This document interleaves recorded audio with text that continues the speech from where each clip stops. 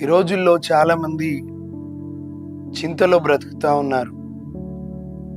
కొంతమందికి వారి భవిష్యత్తు గురించిన చింత, ఇంకొంతమందికి ఉద్యోగం గురించిన చింత, ఇంకొంతమందికి వివాహం గురించిన చింత, ఇంకొంతమందికి వారి ఆరోగ్యం గురించిన చింత, ఇంకొంతమందికి వారి కుటుంబం గురించిన చింత, ఇంకొంతమందికి వారి ఆటలు, వారి భవిష్యత్తు గురించిన చింత.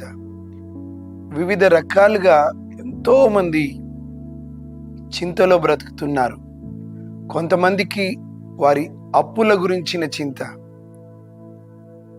ఈరోజు ప్రేమైన సహోదరి సోదరుడా, ఏ చింతతో నువ్వు కుమిలిపోతున్నావో నాకు తెలియదు, కానీ ఒక మాట చెప్పనియండి. సాతాను చేతిలో ఒక బలమైన ఆయుధము చింత. చాలామంది ఈ చింత వల్ల వారి సంతోషాన్ని పోగొట్టుకుంటున్నారు. ఈ చింతను అధిగమించలేక కొంతమంది కృంగిపోయి వివిధ రకాల వ్యసనాలకు బానిసలవుతున్నారు. ఈ చింత నుండి బయటికి రాలేక ఇంకొంతమంది ఆత్మహత్య చేసుకుంటున్నటువంటి వారు ఉన్నారు. కానీ ప్రియమైన సహోదర సహోదరుడా, మనము చింతించడానికి వీల్లేదు. ఎందుకో తెలుసా? రండి, దేవుని వాక్యం ఏమంటుంది? అపోస్తులుడైనటువంటి పేతురు భక్తుడు రాస్తూ మొదటి పత్రికలో 5వ అధ్యాయం 7వ వచనం, ఆయన మిమ్మల్ని గూర్చి చింతించుచున్నాడు గనుక మీ చింత యావత్తు ఆయన మీద వేయడి. మనము చింతించొద్దు అనడానికి ఉన్నటువంటి ఆ గొప్ప ఆధారం ఏంటో తెలుసా ప్రియులారా? ప్రభు మన గురించి చింతిస్తున్నాడు. ప్రైజ్ ది లార్డ్, హల్లెలూయా. అంటే మన మీద లక్ష్యము చేసి ఉన్నాడు ఆయన. మనం అనుకోవచ్చు మన చింతలో నాకెవరూ లేరని. కాదు, అది అబద్ధం. ప్రాముఖ్యంగా సాతానుడు చెప్పే అబద్ధం.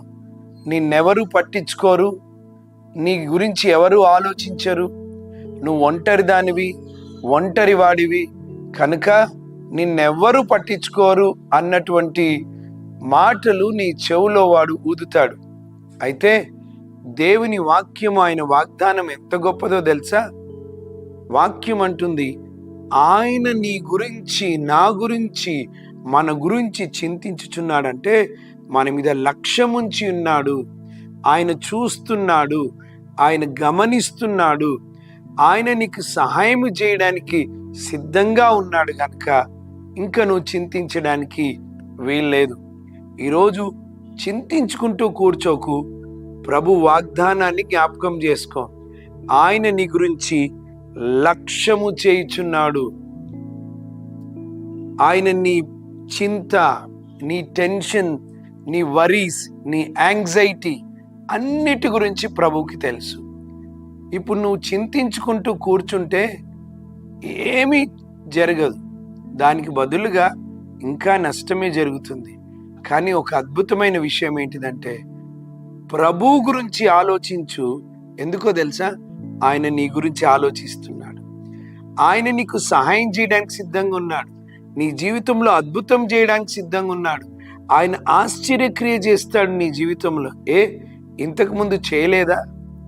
ఇప్పుడు చేయగలడు కదా, మరి ఎందుకు ఇంక చింత? ప్రభు ఉండగా నీ చింత. ప్రభువునందు ఆనందించు, ఆయన సన్నిధిలో ప్రార్థించు. నీ జీవితంలో ఆయన అద్భుతం చేయబోతున్నాడు. ఇంకా చింతించుకుంటూ కూర్చోకు. లేచి ప్రభు సన్నిధిలో ప్రార్థించు, ప్రభువుని స్తుతించు. ఆయన నుండి నువ్వు అద్భుతం చూస్తావు. దేవుడు నిన్ను, నీ కుటుంబాన్ని దీవించి ఆశీర్వదించును గాక. God bless you.